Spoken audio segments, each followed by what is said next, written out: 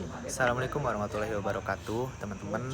Kali ini kita akan berbicara terkait kebijakan Pak Deddy Mulyadi tentang konsep pendidikan Pancawaluya yang nantinya akan kita sambungkan atau kita korelasikan dengan konsep pendidikan dari John Dewey. Baik, awal-awal munculnya kebijakan terkait konsep pendidikan Pancawaluya ini bermula dari analisisnya Kang Deddy Mulyadi, yang dimana masyarakat, terkhususnya masyarakat Jawa Barat dengan usia anak sampai dewasa itu mengalami degradasi, baik itu degradasi moral, karakter, sosial, dan ekonomi gitu. Mengalami degradasi ini setelah munculnya perkembangan zaman modernitas, ya, perkembangan teknologi.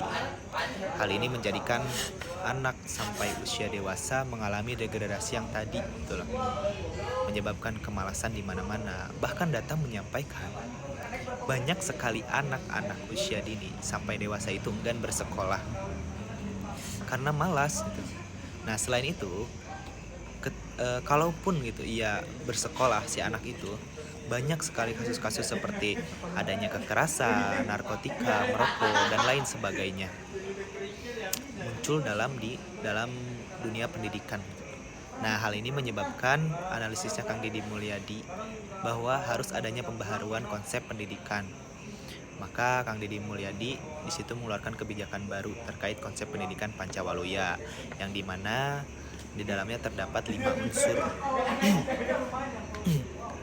Yang pertama ada cager, bager, bener, pinter, dan singer. Cager ini artinya sehat jasmani dan rohani. Bager berarti berakhlak baik, sopan, dan jujur.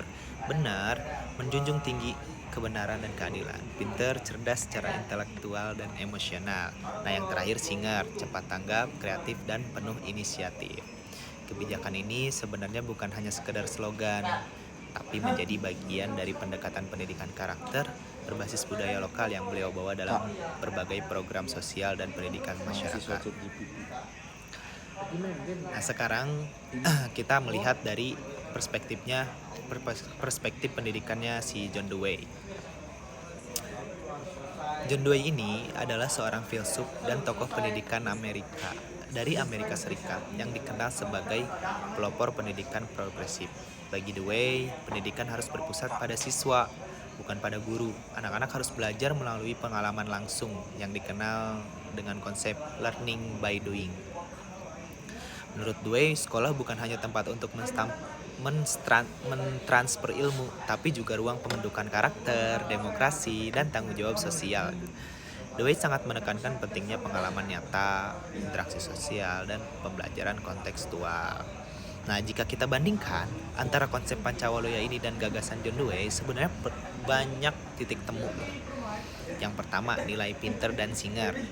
Sejalan dengan konsepnya John Dewey, yaitu learning by doing, karena mendorong kecerdasan praktis, kreativitas, dan tindakan langsung gitu. Nah, yang kedua ada nilai bager dan benar, sangat sesuai dengan ide Dewey tentang pendidikan sebagai alat pembentukan karakter moral dan sosial. Sedangkan cager, meskipun terdengar fisikal, mencerminkan pendekatan holistik terhadap pendidikan yang juga Dewey anut, yakni keterkaitan antara fisik, pikiran, dan lingkungan. Dengan demikian, kebijakan Pancawaluya bisa dilihat sebagai upaya lokal untuk mengintegrasikan nilai-nilai budaya dengan pendekatan pendidikan modern yang berorientasi pada siswa.